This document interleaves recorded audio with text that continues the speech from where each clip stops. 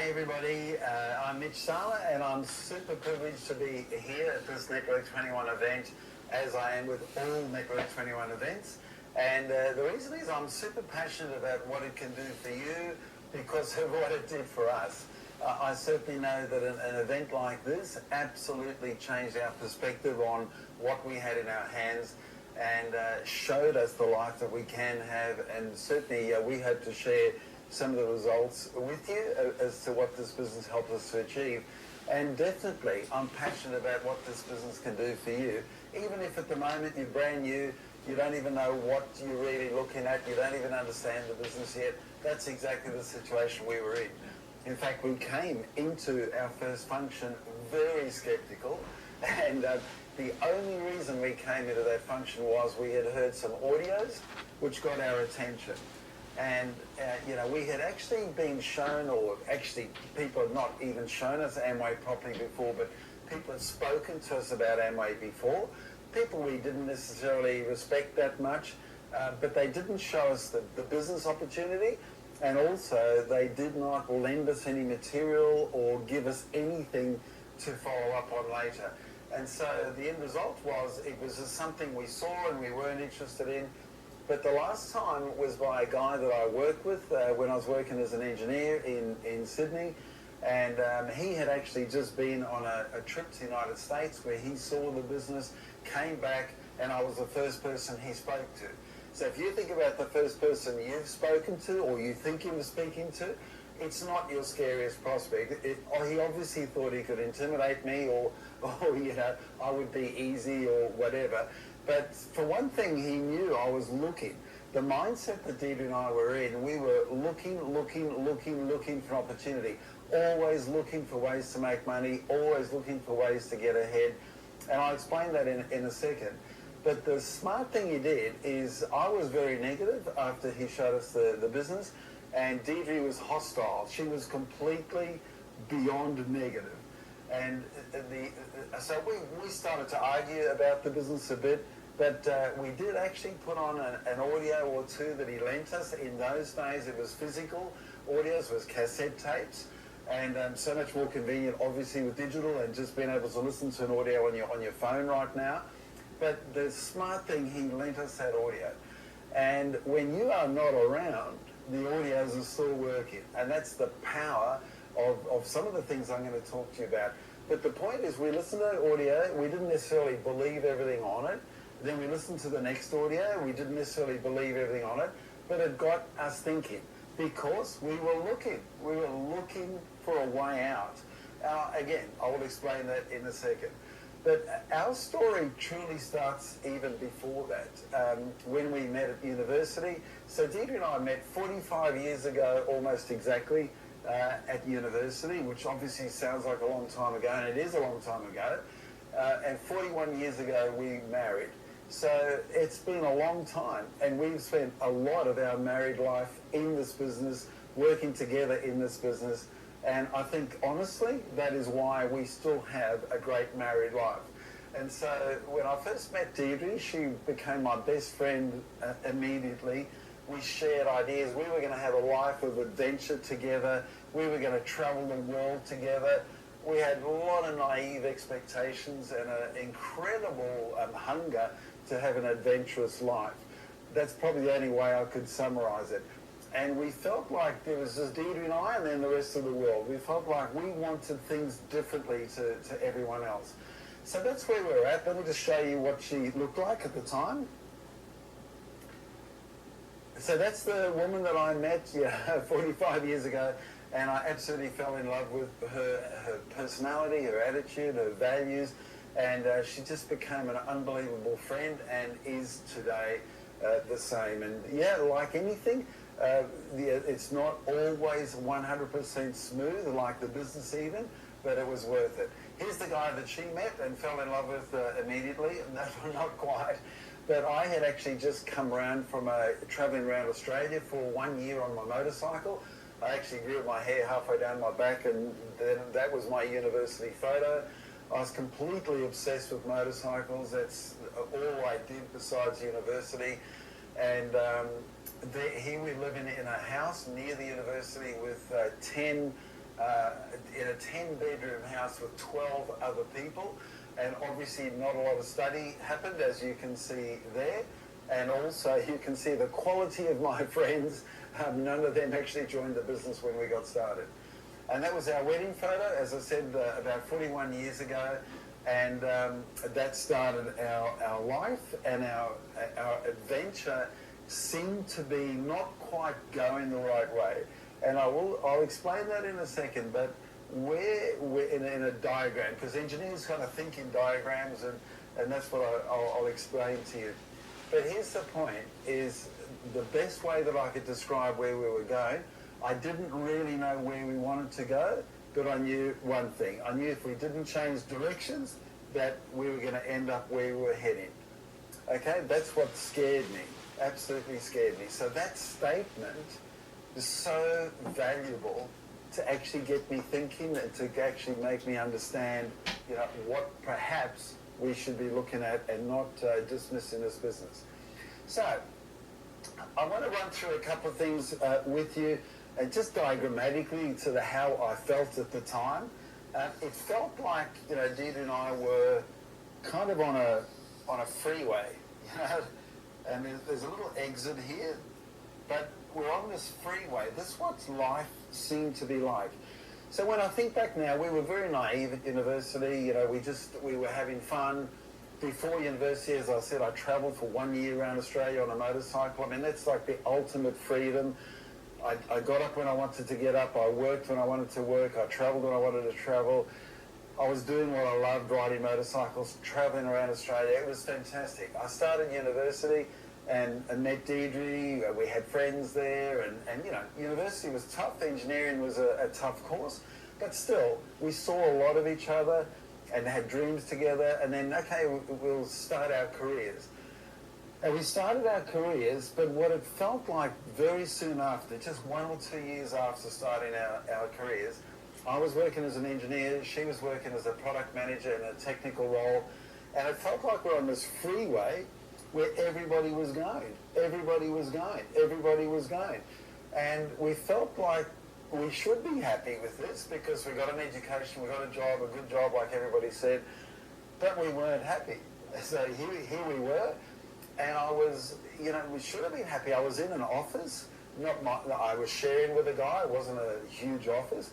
But out of the office window was in North Sydney. I could look at the Opera House. I could look at the Harbour Bridge. I mean, from a corporate standpoint, even as a junior in that office, hey, I'm kind of doing well. I had a really nice business card. I should have been happy. But Deirdre and I were just always thinking this is not what we expected. When we looked down the track, we were stressed. We didn't have much money. We were trying to get ahead on real estate. So when we realised this was not going to bring us everything we wanted, okay, maybe we should invest in some real estate. So we were in debt. We were literally sleeping on air mattresses. We were living bizarrely. And you would not know many people like us. But every dollar went towards investments and where we were trying to get ahead. So when we looked ahead at this journey, this freeway, everybody's going the same way. When we looked at traditional business as an option, okay, maybe we should turn off the freeway and we should look for something else. When we looked at traditional business, it actually looked like it was just another freeway heading down the same way. Many, many benefits of traditional business, but also a lot of time constraints, a lot of stress, a lot of lack of freedom, and so on. And when we looked at the corporate scene, I was about to start an MBA. There was an extra 30 hours a week on top of my job. And I was very close. Literally the week we saw the business, I was about to start to register for the course and move ahead. I qualified to get into the course, and but what I realised was it was just going to make me go faster down this freeway. Maybe a bit of extra money, but definitely stress and definitely other problems with that. So when I looked at this, the whole time, we as I said, we were lent audios in the beginning, but I kind of got hooked on the audios because I didn't think this was the answer, but I thought this might give me ideas for what is the answer? You know, what am I really looking for? And I found a unique word on these audios, and which again led me to function like the one you're in. And the word that it led me to was freedom. I kept hearing this one word everywhere. Freedom. Freedom. And, you know, I had never heard it in the corporate world. I'd never heard it in any other way. But there was talk of freedom. What if you had time? What if you had money? What if you could have those two together? Freedom. Freedom. You don't have to do what anybody wants you to do. You own your life. Freedom. I kept hearing this word over and over and over again. And it started to sink in my head. And I realized, what is freedom? For me, what freedom would be no worry about finances. I hated thinking about money. And it's funny, sometimes you get accused of thinking about money a lot in this business. It's not about that. It's about we don't want to think about money. We want to get free from money. Time freedom.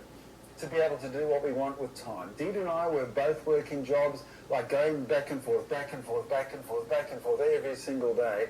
It felt like we were in jail. It really didn't feel any freedom whatsoever, and we never saw each other.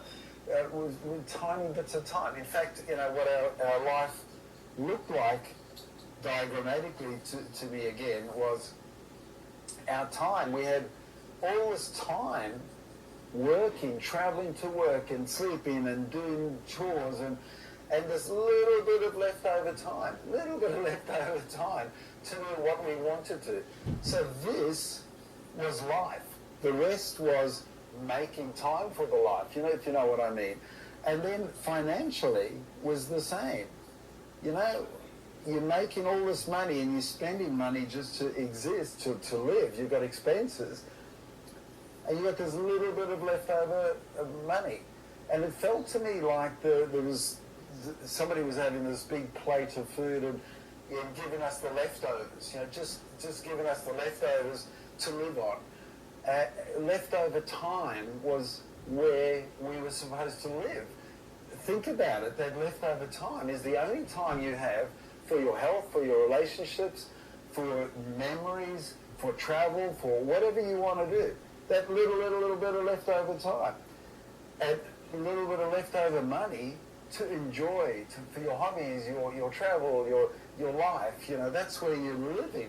So we were very unhappy, and freedom to us would have been no time constraints, no money constraints, and also one other thing, fewer regrets. I grew up in a family that was quite dysfunctional. My father worked really, really long hours, and we just didn't, it was just quite dysfunctional. My brother, sister, we all went to different schools, boarding schools and things, and it was just kind of like, when I looked at my father, who I thought, in my eyes, grew up, he was a successful man, I felt like he probably died with a lot of regret about how he could have lived his life.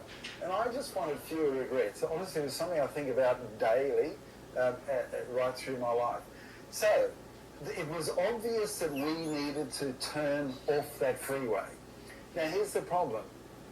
This was very, very clear. We could see what was there, and in some respects there's a comfort zone. You're in your nice little office, you're looking at the beautiful view out of your office, and you're doing what everybody else thinks is the right thing to do, and so there's a comfort zone there. But what is your comfort zone stealing from you? What is your comfort zone stopping you seeing outside of your comfort zone? So it was actually quite difficult to get a mindset of, I'm going to get off this track. I don't mean physically quit your job and change. I meant I need to do something different that's going to get me off this track long term, all right? And so that's what we're looking at, because we were stressed. But when I looked ahead, my boss, his boss, his boss, there was more stress, less flexibility, a bit more money, but a lot of other problems. I mean, a lot of responsibilities that didn't necessarily suggest that, all right? So, that was clear, very clear. And how I grew up and the thoughts that I had in my head and what Dee and I talked about was very clear. What was unclear was the solutions. But a good place to start is, what are you unhappy with? Okay, so if this is A and this is B, and you want to move from A to B, firstly, do a real, audit on your life and really understand, what is it you're not happy with? What would you like to change? This business is an absolute dream machine that can change your life, literally. And you'll see that during this function. And I'm passionate about that. And I would feel like we've done the wrong thing if we haven't communicated that to you, about the power of what you have in your hands. Whether you believe it or not, that's not the point. If you jump off a 10-story building, you're going to hit the ground, whether you believe in gravity or not. Whether you believe in this business or not, it can deliver you huge results if you understand it. And here's the point. I find there's two reasons why people do not pursue this business, or do not succeed, or do not even look at it, or do not even start it, or do not persist with it. They don't understand the business, and they don't understand what they want. All right? During this function, you'll learn about the business, but the best way to learn about the business and understand the business is through the audios.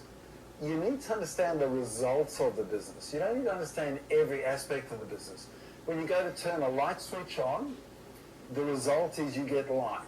You don't need to understand exactly about the electrons, protons, neutrons that flow through the cables and so on.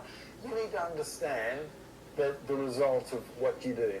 And by listening to the audios especially, and leading, because there's no limit to how many you can, the functions are limited, but obviously participating in the functions, you will start to understand the results. So that's the B part, and see what matches up with you. The A part is auditing your own life. And I think the challenge is, we are so used to trying to convince other people and ourselves that our life is great. And especially with social media, we all want to post something fantastic that we do, and we're having a great time.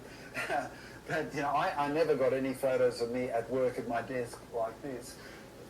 That was not, would have not been accurate. But have a proper audit on your life. Are you happy with your relationships? Are you happy with your finances? Are you happy with your health?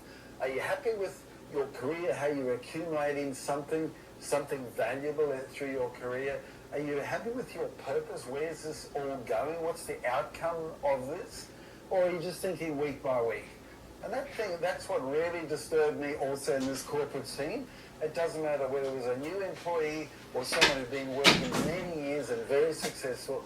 Even the top management in our company, at the end of the week, they would be leaving the office excited, thank God the week is over. And I was quite new, and I was thinking, surely that is not good. When you thank God the week is over, then what? Thank God the month is over, thank God the year is over, thank God my life is over. I was very disturbed by what I saw and what I expected in life. And I met, one of the most successful guys. It was a very big company. He was 43 years old, a senior vice president of the company, and I had to spend a day with him, taking him to some of our big clients for the company. He was from the United States, and I spent the whole day with him. His health was terrible for a 43-year-old. His relationships were terrible. He didn't even talk about his children. He had no interest. I mean, the whole thing was quite an experience for me, that even if I succeeded down this track, it's not what I wanted. All right, so what do I want? I don't know, but my mindset was I needed to get this clear, all right? So the other thing that was clear, so what was clear was I didn't want that. What was clear is I needed to make a change mentally, not physically, not quit my job and do something else, but I needed to set my mind on a different direction with different results. And again, that's why I'm so excited about the audios. Now, maybe you've been sent audios from people to listen to, and maybe you're quite new. For goodness sakes, listen to them. Listen to them, and keep listening to them. Do your research properly. Understand that these are just normal people from every demographic, every background, and they've succeeded in this business. Does it not get your attention? Do you not even just want to try and understand why it works for people? and why the results are so huge when it does work for people, and also why does it not work for some people. You'll hear all of that on the audience. I love it. Anyway, so there are some things that I wanted in my life, for sure. There are some things I did not want, okay? And this was clearer for me in the beginning. But take this seriously as an exercise.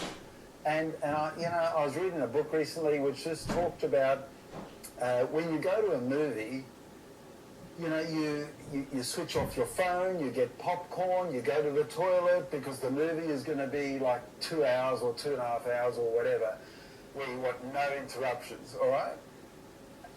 Have that attitude about sitting down, doing an exercise like this. Otherwise, so much of what you're going to hear during this function and on the audios is wasted. If you don't know what you're looking for, it's going to be wasted. And why waste time? Why waste your life? Why not grab an opportunity that's in front of you? So take a couple of hours, no distractions, no devices, your phone turned off, everything, and stop and think about your life. Well, what was very clear to me was I did not want bad health.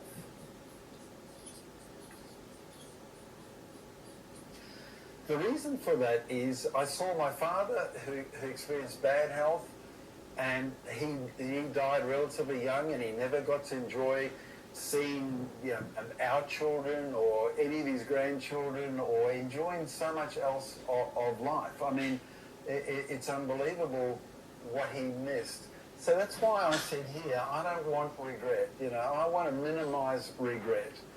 So I didn't want bad health, which means I wanted good health. So it started with I don't want bad health. If I started thinking about what do I want, I didn't necessarily identify, I want health. So I didn't want bad finances. What does that mean? It means I want good finances. All right? I don't want to think about money. I don't want to worry about money. All right, how am I going to do that? So then when I was listening to the audios, I was starting to understand how it can be achieved. But why I didn't want bad finances is I did grow up in a household that worried about money all the time. I looked around at other people who worried about money. I saw the results of finances that I thought were not good finances. People who travelled and then they had no money left over for anything else. People who had a beautiful home and then they had no money for anything else. People who spent all their money on fine schools for their children, but they had nothing else. They couldn't travel, they couldn't do anything. It just seemed like everything was a compromise, and Dee and I didn't want to compromise. We were still naive and wanted everything, and I hope you are too. It's such a tragedy when people lose their dreams. So we wanted good finances, right? And I definitely did not want bad relationships. I did not want bad relationships. What that came from is how I grew up. I grew up in a family where it was quite dysfunctional. And I mean, my relationship with my parents, I hardly saw my father at all. I was living away at boarding schools and other people's homes, and I hardly saw my brother or sister who were in different schools or different places. It just seemed wrong. And what I wanted was good relationships. So what does that mean? All right.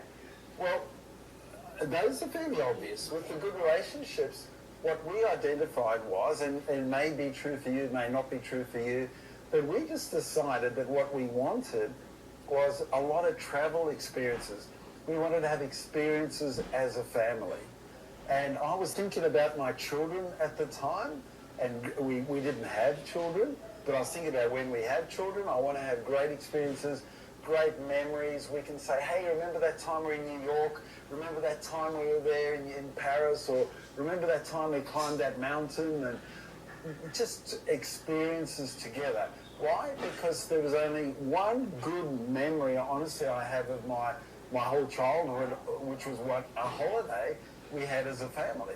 And I thought, okay, we can create travel and family experiences. So these things I wanted, and I'm going to show you a few photos in a minute of of the summary of that and what it achieved. And during the event, you might see some other things. But the point is that that's what related to me. Now, at the time, I didn't think about relationships with I was obsessed with my children's relationships, but a serendipity was of building this business.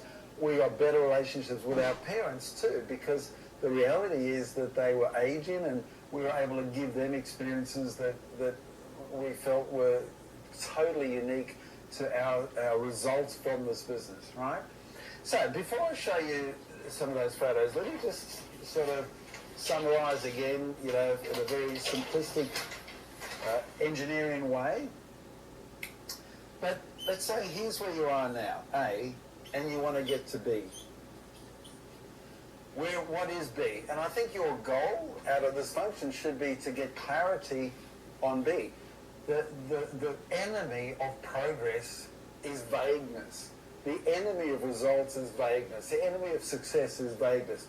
You want clarity, and it's not easy. It is not easy, which is why I went through that exercise I just went through. I started with what I don't want to get what I do want, right? And that's how we got that. And when you start off, I mean, all of us inherently, we kind of understand goals. We understand that, okay, A, there are some aspects of our life that are uncomfortable.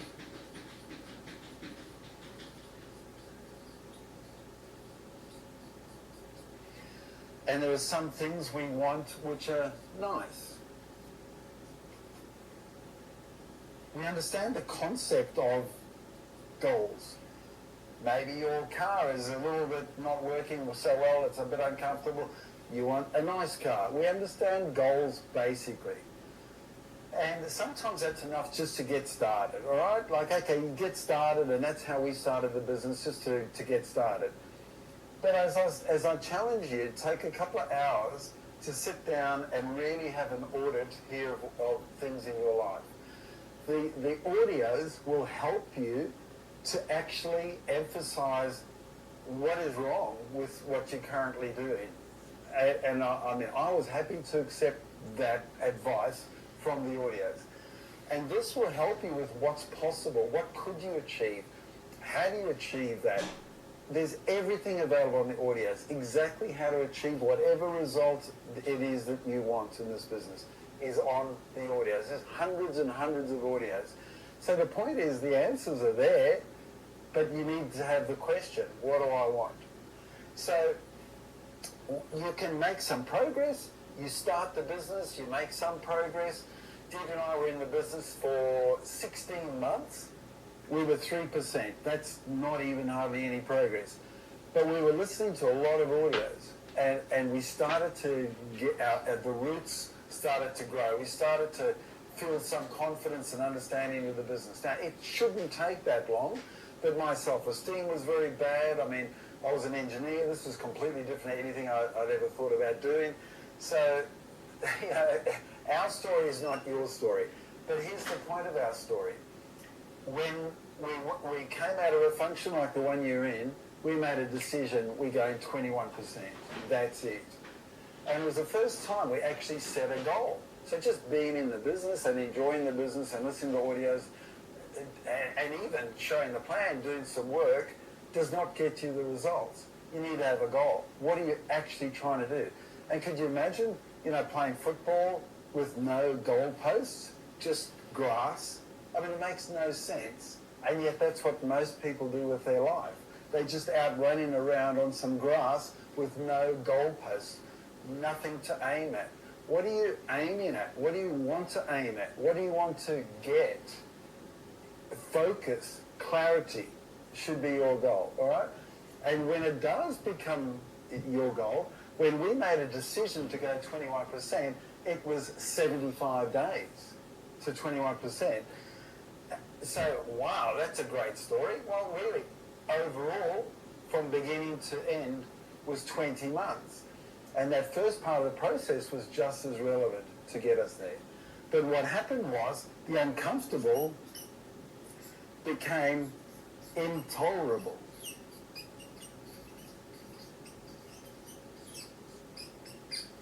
I don't know if there's another word, but we couldn't tolerate.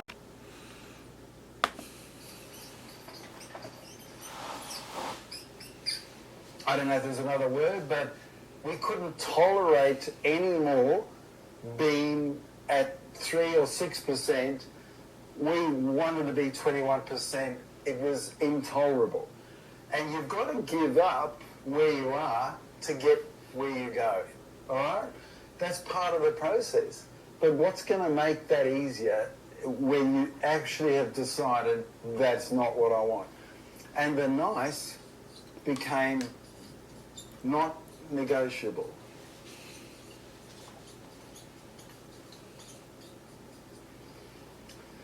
And boom, that was the magic formula.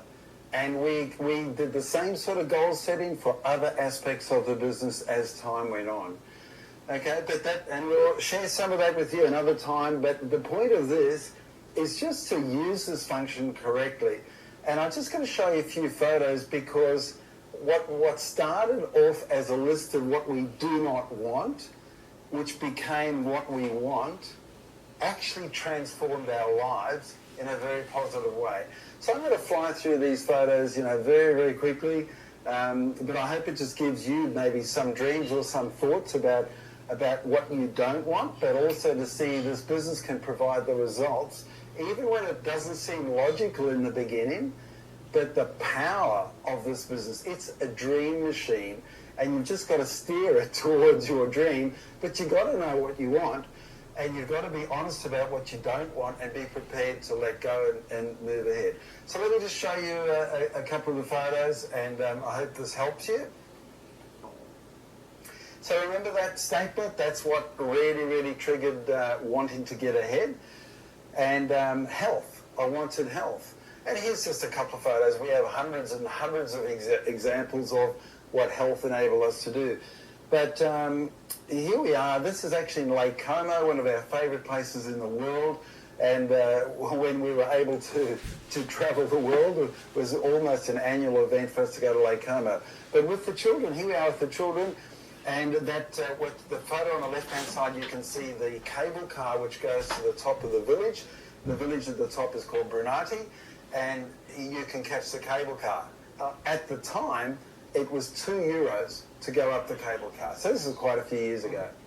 And we said to the kids, okay, how about we walk up? And the kids are used to us doing outrageous things around health and physical, and we've taken many, many holidays where we've never caught taxis, never done it. We've always walked everywhere. So the kids are used to some fairly extreme things.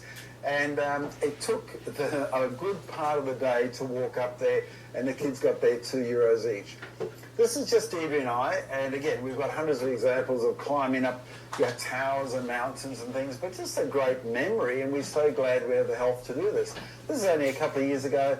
Near Aspen is Snowmass in Colorado, and the highest restaurant in the Northern Hemisphere is at Gwynn's High Alpine. And it was our anniversary, and we were taking a day off skiing, and we said, all right, why don't we walk up the mountain? So we didn't have any snowshoes, just normal running shoes, walking up the snow, and it was unbelievably difficult. When the snow was hard, we were slipping. When it was soft, we were sinking. It was unbelievably hard. It took hours and hours and hours to walk up. It was probably only about 10 or 12 kilometres, maybe 15 kilometres. It took hours, and it was agony. And when we got to the restaurant, it was closed. So all we could get was a cup of coffee. But it's a memory, and we're so glad we have the health to do that. Also, I remember sitting in a park in Sydney where I set the goal that I not only want health to play with my children, that was fairly obvious, I wanted health to be able to play with my grandchildren. And here's 2 grandchildren we have at the moment, which is from Tamsin and Shannon, and on the left is Lincoln, who's less than a year old, and on the right is Brooklyn, who's just less than 3 years old now. And I'm just grateful for the health we have and want to protect our health, and I'm grateful for the business and what we've learned through the business and the products and the supplementation to keep health as a priority. Our finances, that was critical. Well, fairly obviously in this function, you'll figure out it works. We have a beach house, which is right on the beach on the Gold Coast. Absolutely fantastic place to have a house. And it was part of a dream, and you'll see some of that perhaps another time. But it's right, grass, sand, water, most beautiful Pacific Ocean. And just 6 kilometres away is our main house. We call it our country house, but it's our main house. And we can walk to and from the houses, and we spend a couple of days in each.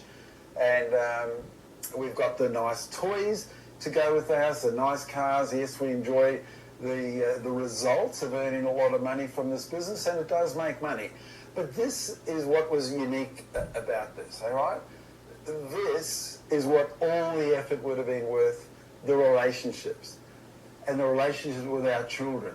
And I just want to leave you with, if I had to leave one thing that we got out of this business that's completely unique, is that every year for a decade, we took 6 or 8 weeks off. Before we left home, we put our phones in the drawers. We left, no computers, no phones, and we travelled around the world for 6 or 8 weeks with our kids. No communication with anybody, none. Family time, 100% dedicated family time. So behind each of these photos is incredible memories. I'm going to go through photos very, very quickly here, but behind every photo is 1,000 photos and many memories, and because there's a big trip behind each photo. And I'm so, so grateful. What a unique definition of freedom. I know a lot of wealthy people. Honestly, I don't know anybody that's been able to do that.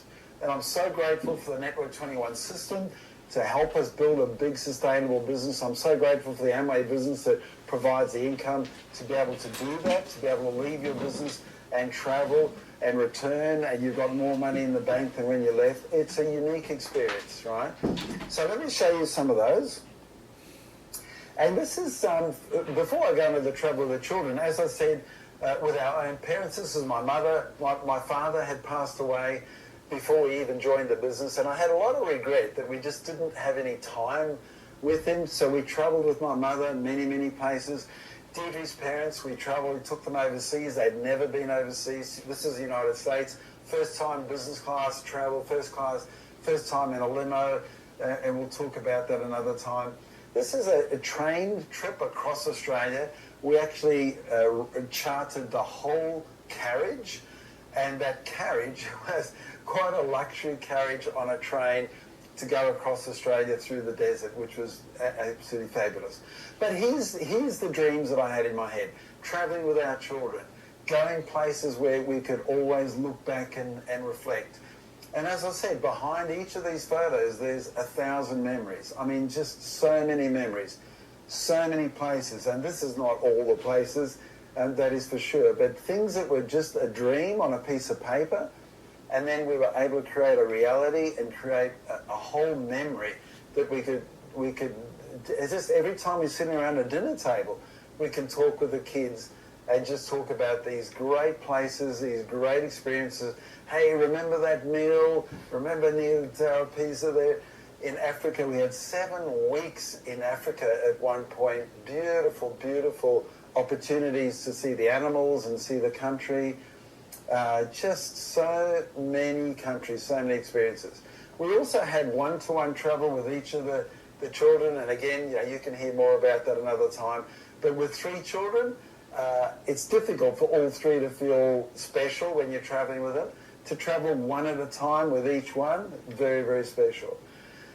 And so that was Rick, our oldest sister, Tamsin, our middle daughter, and Blake, our youngest. Again, sometimes just a weekend away, sometimes a big overseas trip.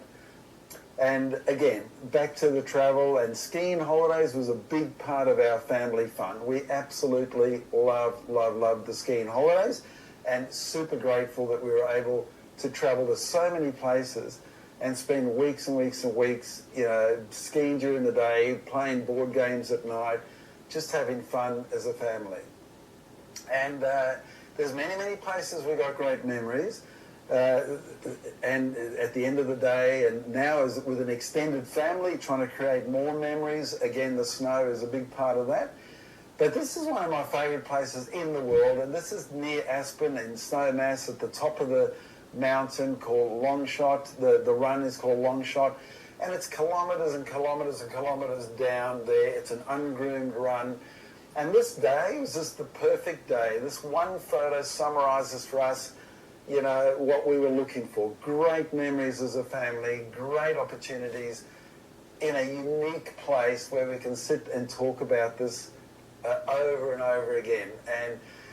And this was many years ago now, but such a great memory. And just, again, would that ever have come about without the thinking about it? A goal to create memories, we're actually doing it.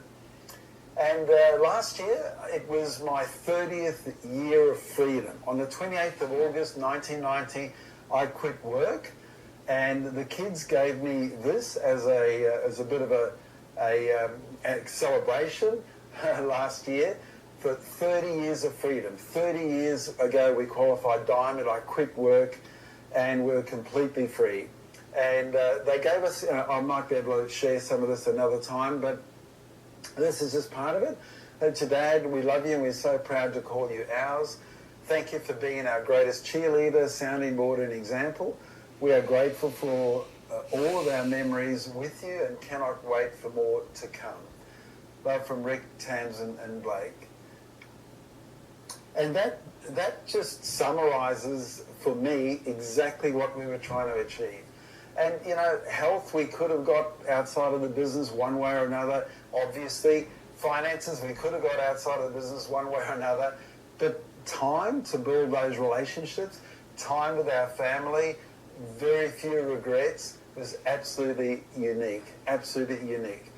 And I love what Jim Rohn says, you know, and it applies to you at this function. You can't change your destination overnight, but you can change your direction. And I hope you just get some clarity that helps you change your direction to a point where you live a life with fewer regrets and you live a life that's just got more of what you wanted in it and restores some of the dreams maybe you put aside, and you have a really, really great life.